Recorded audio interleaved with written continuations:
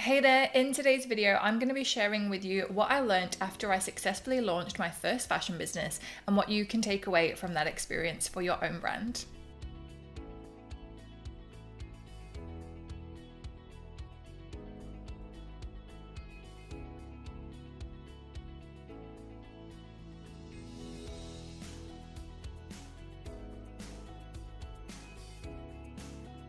If you are new around here, hi, I'm Vicki, founder of the Fashion Business Coach, and I help small and startup fashion brands to launch and scale successfully. Every single Tuesday, I release a new video to help your business, so make sure that you subscribe if you haven't already.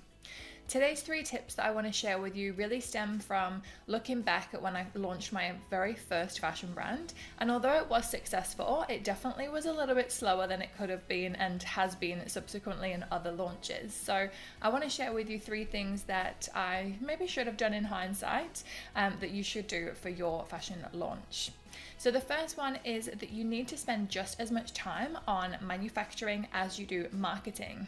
This was sort of mistake number 1 that I made. And as I say, it all worked out okay in the end. But here's the thing.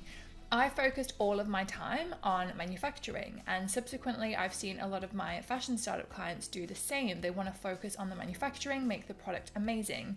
And yes, we want amazing product, but if we focus all of our time and energy on that, sort of follow through with the manufacturing process, get the products, and then start marketing, it's too late. We're not going to open our doors and make a ton of sales straight off the bat because we need to build that audience first. So when we're launching and when we're doing any subsequent products for our business, we need to be working on the manufacturing and the marketing together. I usually recommend to people that you start your marketing about 6 months before you actually want to launch your first collection. Yes, 6 months, more if you can manage it. And the reason for that is the more that you can put into this, the more time you can invest in your marketing, the more it's going to pay off. Those clients of mine that you've heard having like sellout launches and even pre-selling their products, so selling out before they actually had their products available, they've done that. They've done exactly that. They've put that time in advance for the marketing. So that is my first tip for you. Make sure you're not solely focused on manufacturing and on the product, that you're actually thinking the marketing through and starting to build that audience as you go as well. The second thing that I learned was that I actually limited the amount of stuff that I could sell because I hadn't put enough thought into building my collection. What do I mean by that? And maybe you're going to discover that you're actually a little bit guilty of this as well, but no judgment here. So what I did for my first collection is I just thought about the things that I personally liked and essentially just designed a bunch of stuff that I liked. And I got lucky, people did like it as well, but looking back on it and certainly thinking about how I work now, there needs to be a lot more thought that goes into that collection because it really does limit you. If you have just put this bunch of things together, they don't necessarily all go together and they don't necessarily speak to the same potential customer, and it really limits your business going forward because you'll find that you've not created like a really strategic collection where people want to buy like a whole outfit or something like that. And that was certainly the case for me at the start. I'd got like some casual t-shirts, I'd got some occasion wear, I'd got some leather bags, and all of these different things, they didn't really fit together. T-shirts and occasion wear, they're not a good match. So it really restricted the amount of sales that I could make because customers tended to not repeat buy from a collection because the collection just didn't make sense. So the takeaway tip from this for you is to make sure that you are actually building a thoughtful collection and making sure that things actually complement each other, they go together, and essentially think about outfitting a person. What is going to make a person want to, they see the jumper first off, they love it, and then you've got the items to complement it. What can we do to make sure that the person leaves head to toe dressed in our brand rather than just leaving with that one item?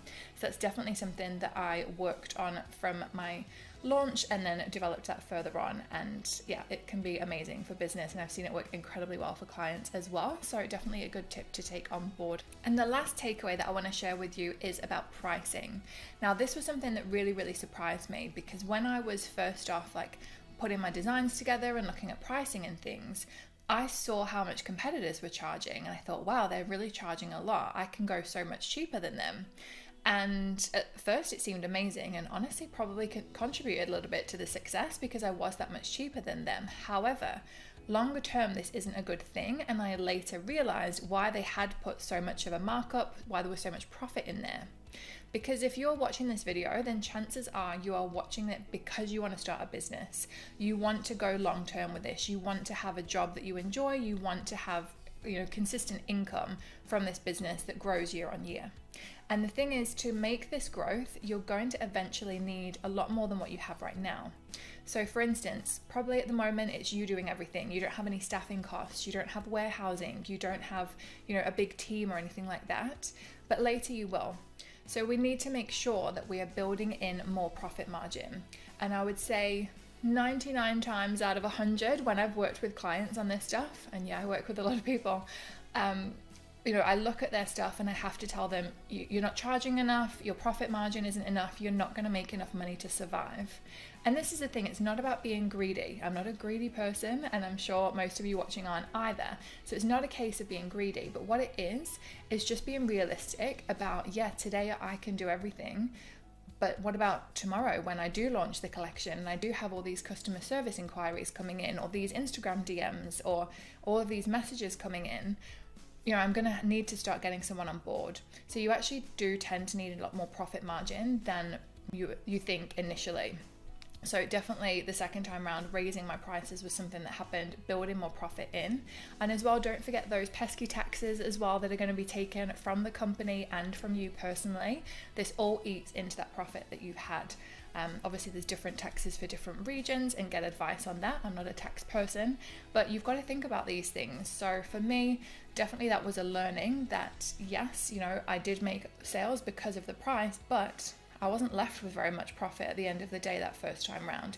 Whereas now I earn considerably more because I'm more strategic with the way that I do my pricing. And actually, in a lot of ways, it's actually a lot easier to run a business selling higher priced products than it is lower priced products. So that's something else that I'm telling clients all the time. Charge more, it's a lot easier, surprisingly.